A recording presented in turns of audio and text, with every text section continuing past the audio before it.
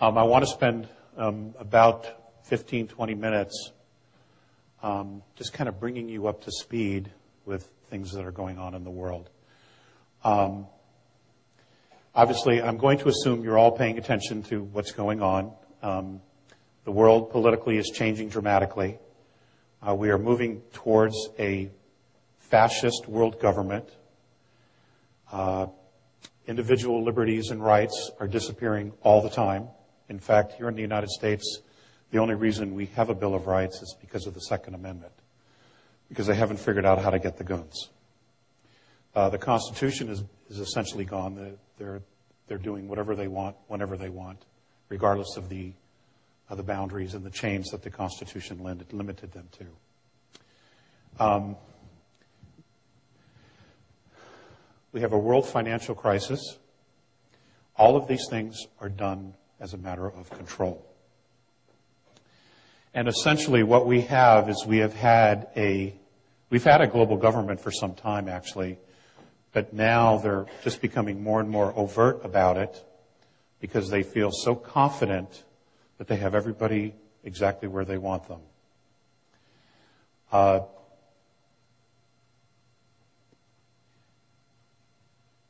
The next couple of years are just going to be absolutely amazing. It's going to seem like 50 years, all the changes that are going to occur. In the end, however, we will look back at it and say, my God, what a blessing. Because clearly what we're doing and what we have created for ourselves isn't working. It has only detached us so much, not only from the earth, but from who we actually are as souls, as beings. So it's not sustainable in any way, shape, or form. Even if the governments of the world came clean and said, okay, we are colonizing Procyon and Altar, and we have found all of these resources, and we're bringing them to the earth, and everything's going to be okay, it is still unsustainable. And the reason for that is we are not living a spiritual life. And that's what we are. We're spiritual beings. Okay? We are not a natural resource to anything or anybody. And over the years, being with Morine and Phaseus of the constellation of Andromeda and others, what's been very difficult for me, the learning curve for me was being able to shift my perspective to how they view us. And that's been a real challenge because, this reality is so real. It is so solid. And having been born and raised a Catholic and come from a very large family, gone through the dogma, the indoctrination, that many of us have gone through as kids. It's been pretty tough to just push it away and just take that huge leap of faith that, okay, this is all wrong, or it isn't sustainable, it isn't right. I'll just take that leap, that risk, and just kind of move away from it, pretend it isn't there, and try something different. There have been enormous challenges. And I know I'm speaking to the choir. I know that this is a very evolved group, and I know that you have all gone through that. Vision quests, tremendous losses in our lives, all of these things challenge us. And those events help define who we are and who we've become.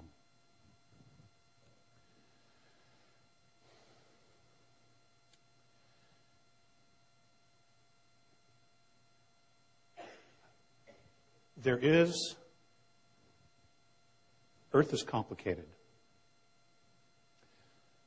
There is a darkness that is here, that is present on Earth and under the Earth and around the Earth. Okay? I don't want you to think that it doesn't exist. Earth is a great example of duality.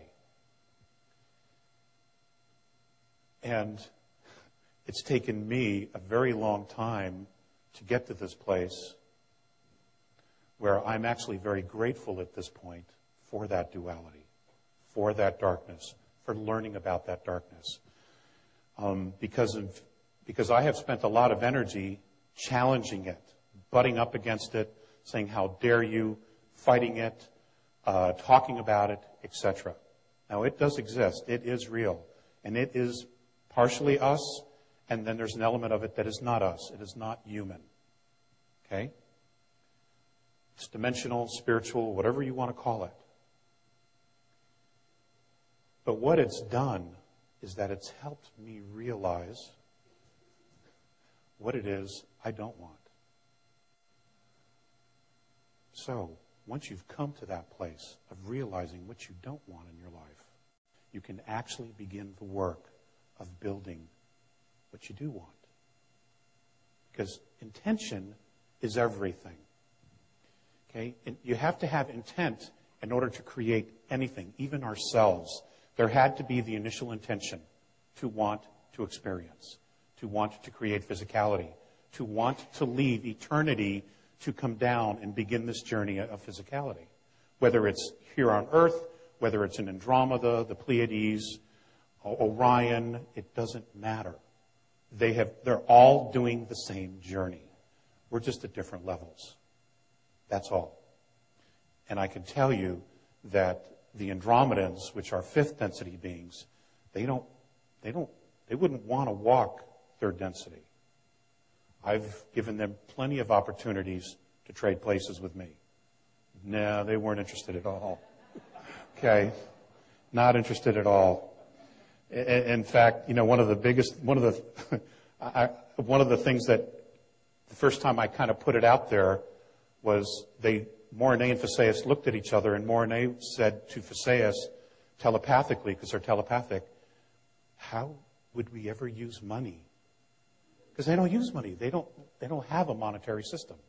It's completely, they just don't go there. Okay? So they didn't understand it. And if you've looked at some of the research, I did a presentation on money for them. Morine had asked me to do that. And after several contacts of going through this presentation, Phaseus just looked at me when it was over and he goes, I don't understand. Why do you have to pay to live on a planet you were born on? Okay? And that question still haunts me to this day.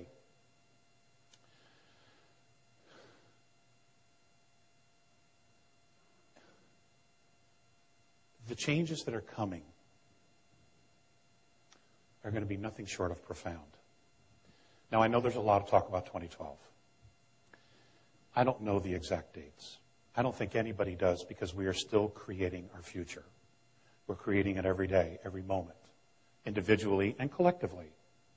But there are some remarkable things that are coming out, not only in science, medicine, where quantum physics, and there are many wonderful speakers here at this show who are talking about that, and there are many other people out there in the world talking about these things, where they're literally proving that there is so much more to us than we've ever imagined. For a lot of you, it's like, duh, we already knew that. We've been beating that horse for years, trying to get people to come into that place, to finally get it. Okay? Well, miraculously, people are starting to get it. At least they're asking the questions, which is huge. Okay? They're open to the idea of, well, maybe there is more to this.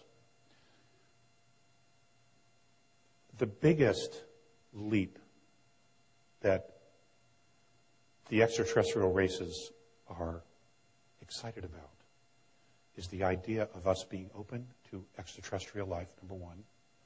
And number two, to the idea of letting go of our dogmas.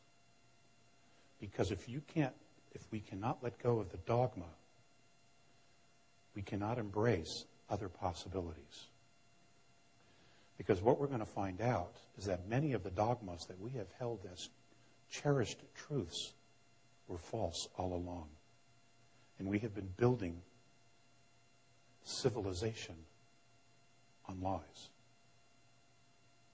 And that's why none of it has held up. There's also a program that a gentleman by the name of Cliff High has created called Half Past Human, WebBots. I don't know if any of you are familiar with it. I would suggest you research it. It's fascinating. And, cliff notes of it. Essentially what it is he has created spiders and he puts in looking for verbiage and words, and he's been able to essentially tap into the entire global internet of language. And what he's tapped into, I believe, is the subconscious of humanity, which is fascinating. It's dire, it's grim, but if you realize the conditioning we've had for Armageddon, to believe that Armageddon had to occur, that there had to be an end of the world, that there had to be a final judgment of everything we've done, then it only makes perfect sense that this would be the steps that we would take to get to that place, to prove ourselves right. The truth is, we don't have to create any of that. Okay? It's an opportunity for us to take a look at these possible scenarios and say, you know what? I don't want that. I'm done with that. Okay? I'm choosing this, and then we can start to build and create something different. And that's literally where we are as a society, as a humanity. Okay? In service to each other, we will remain free. And it's about freedom. All of this is about freedom. Free will and freedom. True liberty. Earth was never meant to be a slave planet. You were never meant to be slaves. And you should absolutely resist going there, because it is not who and what we are. I can't say it any simpler than that. Now, it doesn't mean that you just turn the other cheek, and it doesn't mean that you don't stand up for yourself. You have to. To do nothing, to say nothing, you're condoning the actions of others. That doesn't mean you have to march, but what you should do is make the choice. Send your intention out every day, every moment that something comes your way that you're not happy about. Send an intention to change that situation. It will create a sphere of energy, of conscious energy, which is happening already around the world. I know this is somewhat of a review here, but I will tie this into where we're going with the presentation. What's fascinating also is that I move in a lot of different circles. I have been in aerospace for a great deal of time. I have worked with the military on many different levels, in lasers and network security, things like that. What's fascinating is that these guys are actually starting to get it. They really are. And there are quite a few issues within the ranks where they realize that the path we're going can only lead into the destruction of the country and to world war. And they don't want to go there. And there's a lot of pushback. A lot of pushback. They're beginning to pull back the other way.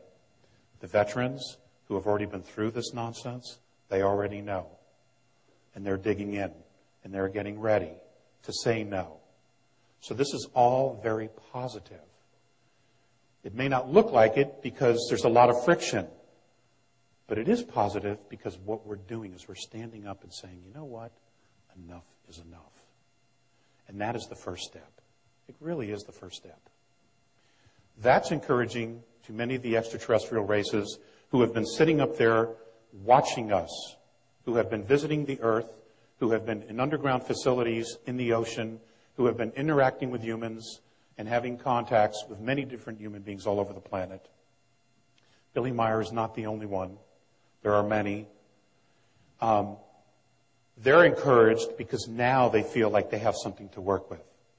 Because whatever they do to intervene, to intercede, it has to empower us. Otherwise, it's futile. If we will not take responsibility for ourselves, for our homes, for our planets, for each other, there's nothing to work with. They're extremely encouraged. So much so that the Andromedan Council has begun discussing mentorship of Earth. And as of right now, there are 4 races who have already signed up. And genetically, they are connected to Earth. Now, genetically connected to Earth means that they have been here in the past. They have probably been some of the gods worshipped who have left offspring and have created civilizations. Okay? Here. And we're the remnants of it. This is why we have already so many different races. There's a lot more to all this. We also have a situation where our solar system is moving through a very particular part of the galaxy. We are moving through a plasma belt. We are moving through the galactic plane. And this causes a lot of shifts. It changes everything. It's like the ultimate Mercury retrograde. Okay. Which can be pretty scary, actually. So, I'm going to sit down.